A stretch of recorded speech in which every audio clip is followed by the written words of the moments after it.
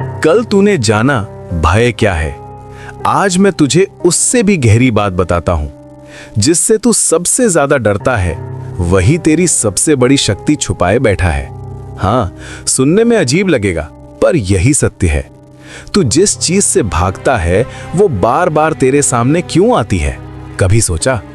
क्योंकि वही तेरी परीक्षा है, वही तेरा द्वार है। जिसे पार कर लिया तो तू वहीं से बदल जाएगा।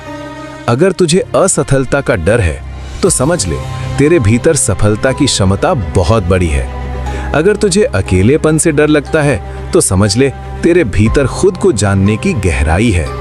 अगर तुझे लोगों के खो जाने का डर है तो समझ ले तू प्रेम बहुत गहराई से करता है। और अगर तुझे अपने ही भीतर की किसी शक्ति से डर है तो समझ ले वही शक्ति तुझे असाधारण बना सकती है। सुन, भय कभी भी यूं ही नहीं आता। वो तेरे भीतर छुपे उस हिस्से की ओर इशारा करता है जिसे तू अभी तक स्वीकार नहीं कर पाया। तू उससे भाग रहा है क्योंकि तू उसे समझ नहीं पा रहा। पर भागने से वो खत्म नहीं होगा, वो और बड़ा होता जाएगा। कल्पना कर, एक दरवाजा है जिसके पीछे तेरी सबसे बड़ी शक्ति छुपी है, पर उस दरवाजे के सामने तेरा सबसे बड़ा डर खड़ा है। अब तू क्या करेगा? अगर तू डर कर पीछे हट गया तो वो दरवाजा हमेशा के लिए बंद रहेगा। और अगर तू हिम्मत करके आगे बढ़ गया तो वही दरवाजा तेरी पूरी जिंदगी बदल देगा।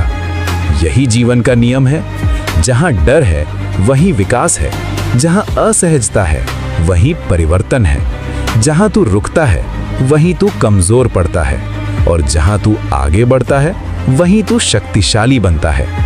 अब ध्यान से सुन पुत्र, अगली बार जब तू डर महसूस करे तो खुद से भाग मत, रुक और पूछ, ये डर मुझे क्या सिखाना चाहता है? बस ये सवाल ही तेरी दिशा बदल देगा।